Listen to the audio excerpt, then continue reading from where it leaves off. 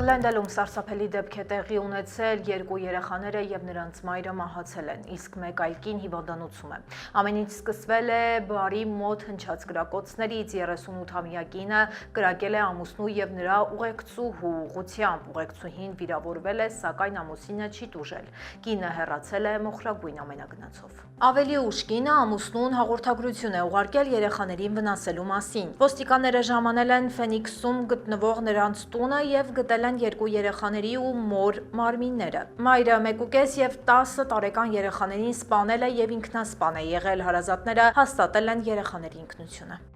Հարազատների վկայությամբ նրանք 12 տարի առաջ էին ամուսնացել եւ ամեն ինչ կարգին էր մինչեւ 2025 թվականը։ Այդ ժամանակ է բացահայտվել, որ ամուսինը ապօրինի սիրային կապ ունի, նախկինում ընտանիքը ոչ մի խնդիր չի ունեցել։ Այժմ ընթանում է մանրակրկիտ հետաքննություն։ Դեպքի դրդապատճառները դեռևս պաշտոնապես պարզված չեն։ Փրկված կնոջ վիճակը կայուն է։ Այժմ այն մասին, թե ինչ ենք պատմելու վայրկյաններ անց։ Թրամփը ընտրում է Փաշինյանին, աննախադեպ հայտարարություն Վաշինգտոնից։ Էբոլայով վարակված ամերիկացիները չեն վերադառնա հայրենիք, ինչ լուծում է առաջարկում կառավարությունը։ Գրին քարտի խառնաշփոթ, Թրամփի նոր կանոնը ցնցել է Ամերիկան։ Հետախույզը ոսկե կույտի վրա բացահայտվել է 40 միլիոն դոլարի գողություն։ Եվ թողարկման երկրորդ մասում սպասեք առաջիկա օրերի հետաքրքիր մշակութային միջոցառումների ցանկին։ Բարև ձեզ, ես Լենա Կարապետյանն եմ, դուք միացել եք Glendale News-ին, եթե ուզում եք աջակցել մեզ, բաժանորդագրվեք մեր ալիքին եւ իհարկե անպայման լայքեք տեսանյութը, իսկ հիմա անցնենք օրվա թեմաներին։ Սկսենք հայ-ամերիկյան հարաբերություններից, որտեղ վերջին օրերին աննախադեպ ջերմացման դրվագների են ականատես լինում։ Հայաստանի վերաբերող աննախադեպ գրառում է արել ԱՄՆ նախագահը ընտրություններից օրեր առաջ լիակատար աջակցություն հայտնելով գործող իշխանությանը։ Թրամփը սոցցանցի իր էջում հայտարարել է, որ լիովին աջակցում է Փաշինյանին հունիսի 7-ին սպասվող ընտրություններում։ Նա Հայաստանի վարչապետին անվանել է մեծ բարեկամ եւ առաջնորդ։ Թրամփի խոսքով Փաշինյանը երկիրը դարձրել է ուժեղ եւ հարուստ։ Նախագահը հայտարարել է՝ Նիկոլը լիովին կիսում է իմ տեսլականը։ Այն վերաբերում է Հայաստանի եւ Հարավային Կովկասի խաղաղությանը եւ բարգավաճմանը։ Խոսելով Թրիփի մասին, Թրամփը նշել է, որ այն կփոխակերպի ամբողջ Հարավային Կովկասի տարածաշրջանը եւ ճանապարհ կբացի Կենտրոնական Ասիայից դեպի Միացյալ Նահանգներ։ Մենք Հայաստանը կդարձնենք մեծ, գրել է Թրամփը։ Թրամփի գրառմանը արձագանքել է Փաշինյանը։ Նախագահ Թրամփին շնորհակալ եմ բարձր գնահատականի եւ բարեկամական խոսքերի համար, գրել են նա։ Ավելի վաղ ԱՄՆ պետքարտուղարն էր Թրամփին ներկայացրել Հայաստան կատարած իր մեկժամյա այցի արդյունքները։ Այս մասին պատմող տեսագրությունը տեղադրված է Սպիտակ տան YouTube-յան ալիքում։ Ռուբիոն ընդգծել է, որ ԱՄՆ-ն տեսնում է Հայաստանի հետ նոր կարևոր հարաբերությունների ձևավորում, որը երկար ժամանակ զարգացում չէր ունեցել։ Պետքարտուղարն ընդգծել է Թրիփ նախաձեռնության կարևորությունը, որպես ձեռքբերում Հայաստանի եւ Ադրբեջանի միջև խաղաղության հաստատման ճանապարհին, հիշատակել նաեւ Հայաստանի հետ ստորագրված մյուս փաստաթղթերի մասին։ Նախնական տվյալներով նախօրին Վաշինգտոն նահանգում թղթի գործարանում տեղի ունեցած պայթյունի հետևանքով 11 մարդ է զոհվել։ Սա նահանգի պատմության ամենամահաբեր արդյունաբերական վթարն է։ Պայթյունից անմիջապես հետո փրկարարները հայտնել են 2 զոհի ու 9 անհետ կորածների մասին, սակայն 1 օր անց այլևս հույս չկա, որ անհետ կորածները կարող են ողջ գտնվել։ Հրշեջ ծառայության պետը ընդգծել է, մենք հայտարարել ենք փրկարարական աշխատանքների դադարեցում։ Տուժածներից 7-ը հոսպիտալացվել են տարբեր աստիճանի վնասվածքներով։ Դեպքի վայրում աշխատում է Վաշինգտոնի ազգային գվարդիան, օդի աղտոտվածություն առայժմ չի հայտնաբերվել։ Աղետի պատճառները դեռ պարզ չեն։ ԱՄՆ քիմիական անվտանգության եւ վտանգների հետաքննության խորհուրդը հետաքննություն է սկսել։ Քիմիկատները մասամբ լցվել են Կոլումբիա գետը։ Պարբերաբար ստուգվում է նաեւ ջրի որակը։ Իշխանությունները վստահեցնում են, որ գետի ջուրը ներկայումս առողջության համար վտանգ չի ներկայացնում։ ԱՄՆ զինուժը հարվածել է Իրանի տարածքին, իրադրությունը տարածաշրջանում կրկին լարվել է։ Ամերիկյան կողմը հարվածներն անվանել է պաշտպանական, ԱՄՆ զինվորականները խոցել են իրանական 4 անօդաչու եւ հարվածել են ցամաքային կառավարման կայանին, հիմնավորելով, թե այդ օբյեկտները սպառնում էին ԱՄՆ ուժերին եւ նավարկությանը։ Հարվածները եղել են Բանդար Աբաս քաղաքի մերձակայքում, Իրանի իսլամական հեղափոխության պահապանների կորպուսի դրոնները թիրախ չեն խոցել։ Կառավարման կայանը թիրախավորվել է 5-րդ դրոնի թռիչքը կանխելու համար։ ԱՄՆ պաշտոնյաները հայտնել են, որ սա մեծ պատերազմ չէ։ Թրամփը հայտարարել է, որ ոչ ոք չի կարող վերահսկել Հորմուզի նեղուցը եւ նշել նեղուցը բաց է լինելու բոլորի համար։ Սպիտակ տունը հերքել է Իրանի պնդումները նոր պայմանավորվածությունների մասին։ Իրանական պետական հեռուստատեսությունը հայտնել է 3 պայթյունի մասին։ Թեհրանը խոստացել է վճռական պատասխան տալ։ Տարածաշրջանում հրադադարը դարձել է շատ փխրուն։ Ամերիկյան կողմահարվածները շարունակում են նաև Խաղաղ օվկիանոսում։ ԱՄՆ զինուժը հարվածել է թմրանյութ տեղափոխող հերթական նավակին, սպանվել է 2 մարդ։ 1 օր առաջ եւս 1 հարված է եղել, 1 մարդ է զոհվել, 2-ը փրկվել։ Թմրանյութերի արկայության ապացույցներ սակայն չեն ներկայացվել։ Թրամփի վարչակազմը պնդում է, որ սա պատերազմ է լատինամերիկյան թմրակարտելների դեմ։ Ամերիկյան իշխանությունները մեղադրում են նրանց ԱՄՆ-ում գերդոզավորումներից մահվան հազարավոր դեպքերի համար։ Սակայն ռազմական գործողությունները մեծ հարցեր են առաջացնում։ Պենտագոնի վերահսկիչը սկսել է իրավիճակի ուսումնասիրությունը։ Իրավաբանները եւս կասկածի տակ են դնում այս հարվածների իրավաչափությունը։ Պենտագոնը պնդում է, որ սա ինքնակամ նախաձեռնված ստուգում է։ Թրամփի վարչակազմը շարունակում է իր գործողությունները Խաղաղ օվկիանոսում, Կարիբյան ծովում նույնպես իրականացվում են նմանատիպ հարվածներ։ Բաց է մնում հարցը, թե ինչպես են ընտրվում թիրախները։ Էբոլայով վարակված ամերիկացիները չեն վերադառնա հայրենիք։ ԱՄՆ-ն Քենիայում կարանտինային կենտրոն է ստեղծում Էբոլայով վարակված ամերիկացիների համար։ Նախկինում հիվանդներին տեղափոխում էին Միացյալ Նահանգներ կամ Եվրոպա։ Այս որոշումը աննախադեպ է։ Կոնգոյում վիրուսի բռնկումը արագ տարածվում է։ Արդեն 1000-ից ավելի հիվանդ կա։ Մահացության ցուցանիշը հասնում է 40%-ի։ ԱՄՆ իշխանությունները ցանկանում են կանխել վիրուսի մուտքը երկիր։ Պետքարտուղար Ռուբիոն հայտարարել է. մենք չենք թույլատրի Էբոլայի որևէ դեպքի մուտք ԱՄՆ։ Փորձագետները քննադատել են այս մոտեցումը, զգուշացնելով, որ սա հավանաբար կարժենա ամերիկացիների կյանքեր։ Ըստ նրանց, Քենիայում բարձրորակ բուժում ապահովելը գրեթե անհնար է։ Պաշտոնյաները պնդում են, որ սա կապահովվի ավելի արագ օգնություն։ Կենտրոնը կստեղծվի մի քանի գերատեսչությունների համատեղ ջանքերով, դրանց թվում են Պետդեպարտամենտը, Պաշտպանության նախարարությունը եւ Առողջապահության նախարարությունը։ Այն կկարողանա բուժել ծանր վիճակում գտնվող հիվանդներին։ Հիվանդների վիճակը կգնահատվի առանձին դեպքերով, անհրաժեշտության դեպքում նրանց կտեղափոխեն այլ վայրեր։ Իսկ բուն ԱՄՆ-ում ուժի մեջ են սահմանափակումները, Կոնգոյից, Ուգանդայից եւ Հարավային Սուդանից ժամանողները պարտադիր ստուգումներ են անցնում։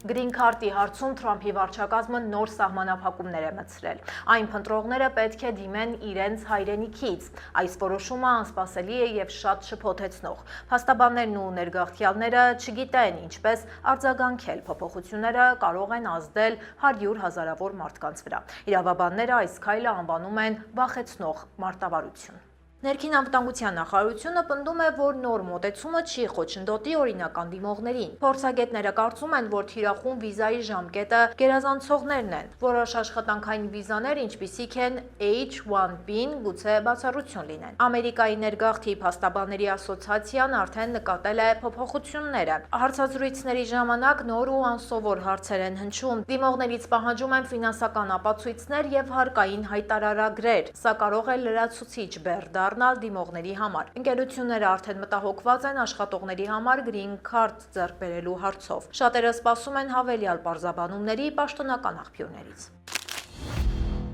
ԱՄՆ վարչակազմը արդեն վերադարձրել է 20 միլիարդ դոլարի տուրք։ Գումարը վերադարձվում է ներմուծողներին ու բեռնափոխադրողներին։ Գերագույն դատարանը փետրվարին չեղարկել էր Թրամփի առևտրային քաղաքականությունը։ Այդ պահից սկսած ընկերությունները հերթ են կանգնել իրենց վճարած գումարները հետ ստանալու համար։ Մաքսային եւ սահմանային պաշտպանության ծառայության տվյալներով 85 միլիարդ դոլարի պահանջ կա, սակայն ավելի քան 4000 ներմուծող դեռ չի տրամադրել բանկային տվյալներ։ Իշխանությունները չեն կարողանում փոխանցել նրանց հասանելիք գումարները։ Այնպիսի հսկաներ, ինչպիսիք են Walmart, General Motors, Ford ընկերությունները դեռ սպասում են գումարի վերադարձին։ Թրամփը զգուշացրել էր, որ կհիշի հրաժարվողներին։ Այժմ գործում է 10%-անոց նոր տուրք։ Այն սահմանվել է 1974 թվականի առևտրային ակտի 122 2/3 բաժնով։ Առևտրային օրենքը պարունակում է որոշակի հակասություններ, սակայն իշխանությունները կարծում են, որ սահմանափակումներ չկան։ Իրավիճակը մնում է լարված եւ անորոշ։ Ընկերությունները շարունակում են վճարել նոր սահմանված տուրքերը։ Որոշ փորձագետներ չեն բացառում, որ ապագայում այս մաքսատուրքերը եւս կչեղարկվեն եւ կառավարությունը այս անգամ եւս ստիպված կլինի գումարները վերադարձնել։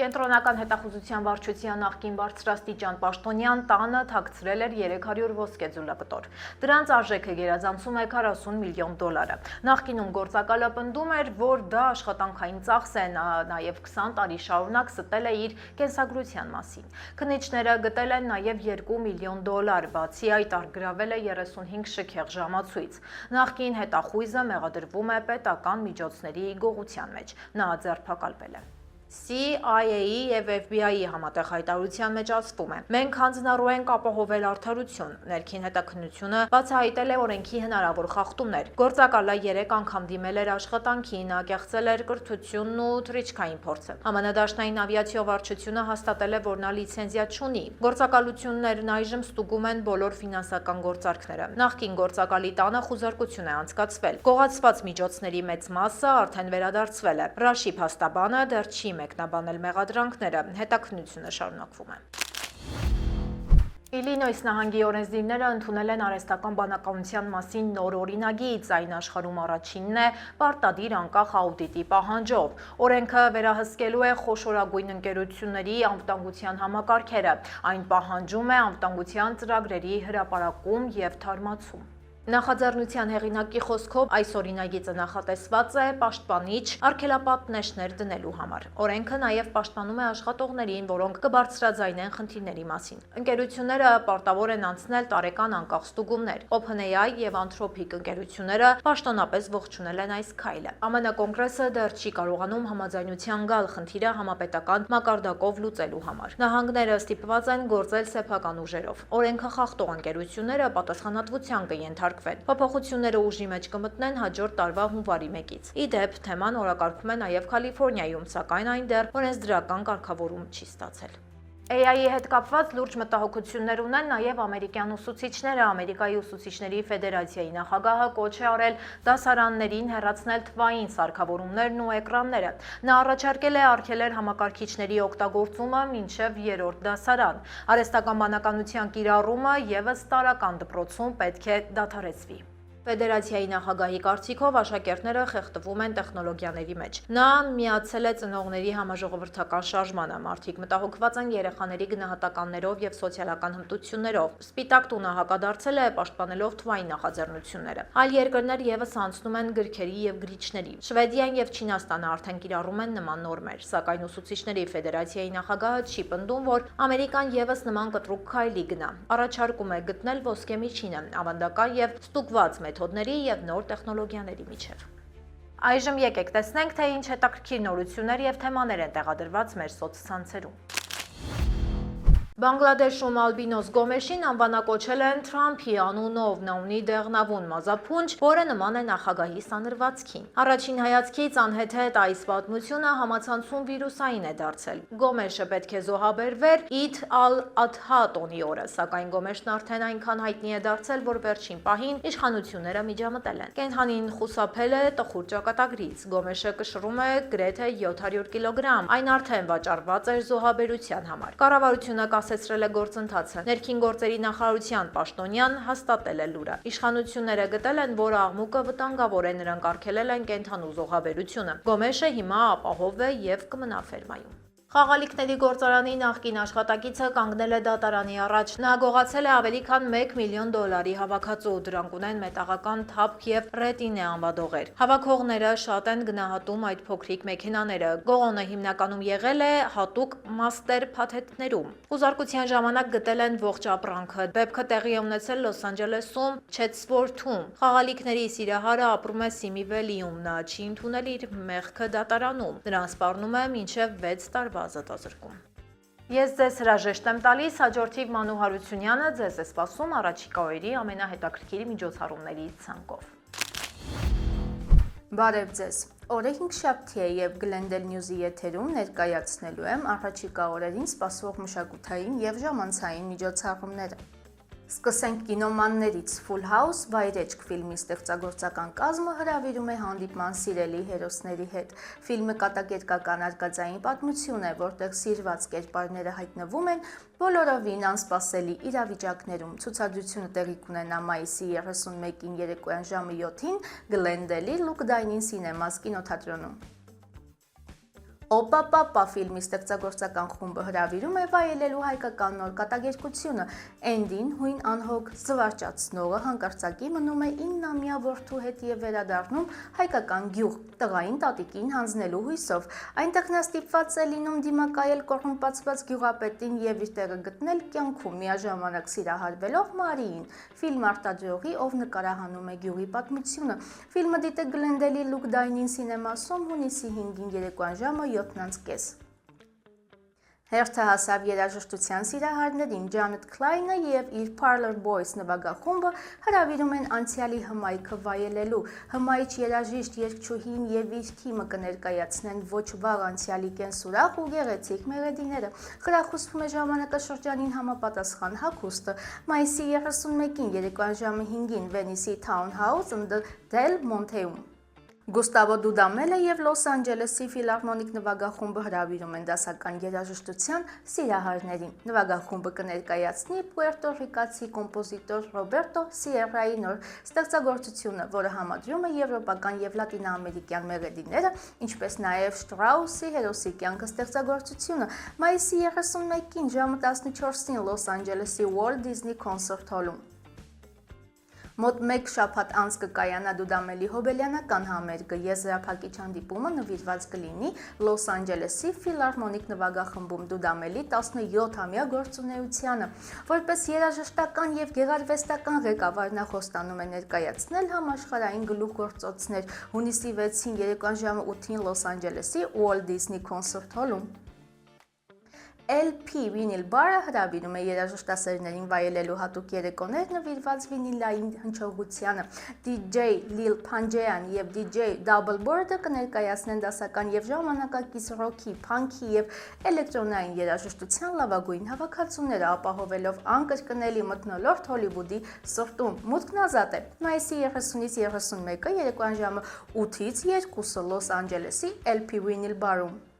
Catalina Jazz Club-ը հրավիրում է ջազի սիրահարներին հանդիպելու Grammy մրցանակի հավակնորդ դաշնակահար եւ K-Jazz-ի հաղորդավար Դեյվիդ Բենուային։ 4 տասնամյակի փորձ ունեցող եւ ժամանակակից ջազի հիմնադիրներից մեկը համարվող Բենուան 2-3 օր շարունակ կներկայացնի իր հայտնի ստեղծագործությունները հոլիվուդյան ջազային ակումբի ջեր մթնոլորտում։ Հունիսի 5-ին եւ 6-ին երեկոյան ժամը 8:30 Լոս Անջելեսի Catalina Jazz Club-ում։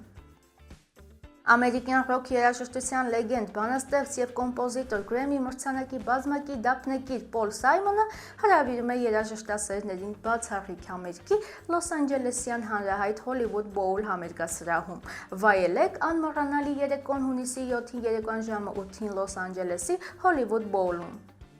Վերջում նորից հայկական թեմատիկային վերադառնանք Աննա Մանուչարյանը հրավիրում է պոեզիայի եւ երաժշտության սիրահարներին վայելելու քեզ հետ եւ առանց քեզ խորագրով գեղեցիկ երեկոն։ Հանդիսատեսին սպասվում է հուզիչ կատարումների միաձուլում Լոս Անջելեսյան հայտնի Catalina Jazz Club-ի ջեր մթնոլորտում հունիսի 11-ին երեկոյան ժամը 8:30։ Հուսով եմ այս ցանկից ձեր ճաշակին հարմար տարբերակը գտնեք եւ հանգստյան օրերը հետաքրքիր կանցկացնեք, իսկ մեզ աջակցելու համար պարզապես լայքեք մեր տեսանյութը եւ կիսվեք դրանով ձեր ընկերների հետ։ Այսօրվա համար պատրաստել էինք այսքանը, կհանդիպենք վաղը ժամը 5-ին։ Հաջողություն։